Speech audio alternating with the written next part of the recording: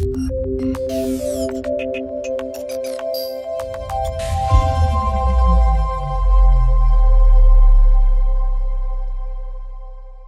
can't make a policy, you can't enforce a policy if you don't have visibility, which is absolutely key.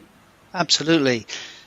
So with that kind of dovetails quite nicely into the next section of what is it we found when we actually put your technology out in our public domain. So there's sort of multiple areas that we can apply the Venari technology to. There is the internal to internal traffic.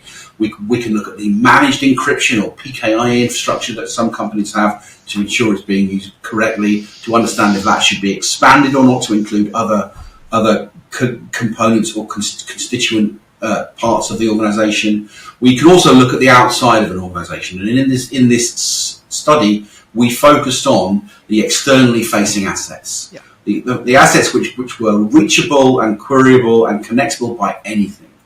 So this would be the externally facing website, but not only that, a variety of different exposed services that we saw. We have a combination of active and passive scanning for assets that we're looking at. And using these results, we scanned a variety of the externally facing assets for some Colt customers, with your blessing, of course. And we found some interesting results. Yeah, so specifically we chose 10 customers, which will stay completely anonymous. And out of those 10 customers, we had 4 hosts per customer. So there was 40 hosts all up. So just to kind of come up to a bit of a snapshot, we deployed the technology, we gathered the data, we analysed the data, and we came back and the initial findings was quite interesting. Now, on the basis, as we mentioned earlier, that this should be the most hygienic, clean traffic a customer should have, because it's gone through all of their systems and traversed their public gateway and is in the public domain.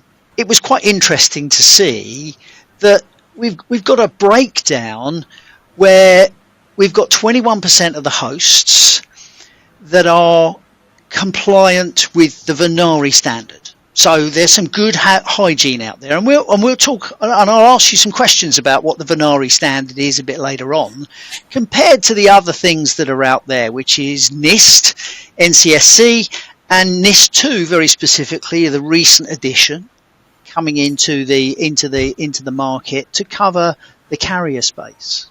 But then we took another snapshot and said from a NIST perspective, we saw 39% of people compliant to the NIST standard. Now, both of these numbers are quite low, and this is compliant, not the other way round. So there's a lot of traffic. That's 61%. That 61% did not comply with NIST. Exactly. Right. We had 36% of traffic compliant to NCSC. So again, it's quite a low number. We had a similar 36% that were using deprecated protocols. So just a note there. So the idea of deprecated protocols here is these are protocols which should not be used in organizations, in enterprises, by anybody. They were withdrawn and replaced by newer versions to fix known vulnerabilities. So we should not see any deprecated protocols. Now, one interesting point there, all organizations, all enterprises have old applications that they're planning to replace, that they've been trying to replace, that are maybe keep being pushed down the priority list, that are still important. So in that instance, you might expect, at least internally with an organization, that there is some remnants of old encryption being used, with an understanding of the risk of that. But what you also have to do if you're doing that is be able to see what's going on and measure it. Absolutely. And be sure that what you're expecting to see is actually what's happening. And if anything else falls out of that, if any other hosts connect using old encryption, you should be able to be alerted. Absolutely. So, even managing the risk of old encryption where it must be used, there is a way to do that properly. And that also links into, you've got to really make sure your patching's up to speed and your gateway viruses are up to speed, because they contribute to providing the protection against an older or even a deprecated cipher. Now, we did find a real big worrying number, which was 90%. 90% of the hosts carried vulnerabilities that are of a significant risk for their organizations. Now, that's not to say anything was outright broken, but you've got open windows and doors that are well documented and well known on traffic that is in the public domain, on the public internet, which any person can get to. Therefore, this for me is, you've gone on holiday and left your windows and doors wide open. And no amount of patching, no amount of additional layers are gonna protect you from that. So that's a real big worry. And then finally, another big number: 79% of hosts offer weak encryption.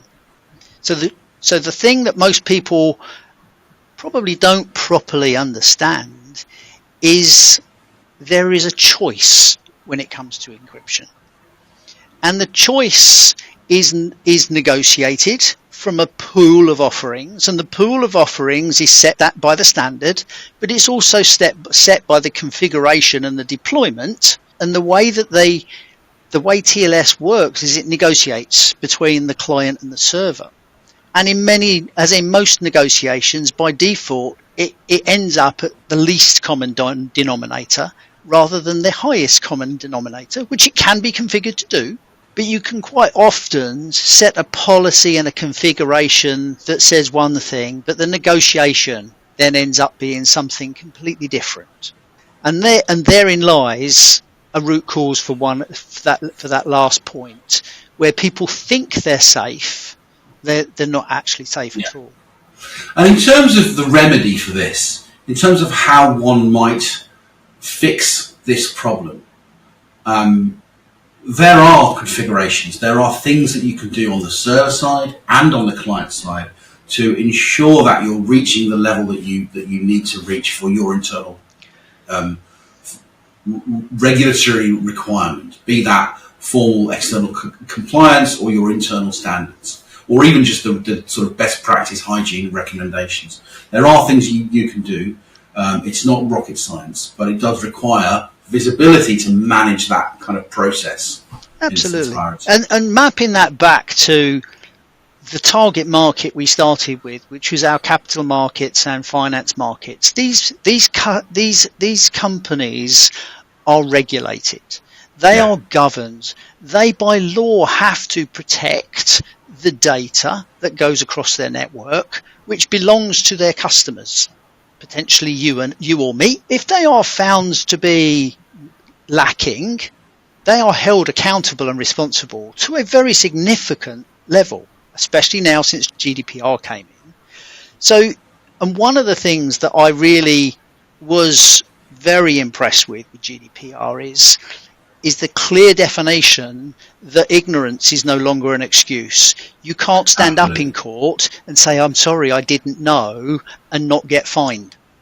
So we're now at a point where you have to know, because if you sit there and try and use ignorance as a defense, you get a fine, you go jail. And therefore, it's so important. If we're seeing the epiphany for me, if we're seeing this kind of performance on public traffic, we have a duty to share that back to customers, and we have a duty to make sure that we continually look at the hygiene of the packets that are going on. Now, we're not decrypting anything, as you said, and nor do we ever want to do that. But if we do see fundamental flaws, fundamental vulnerabilities that can be exploited, that's not to say they are exploited, they can be exploited, then it's our duty to share that. And that's really where the root core and nucleus of this idea came from, to start with this Colt Venari view of the marketplace.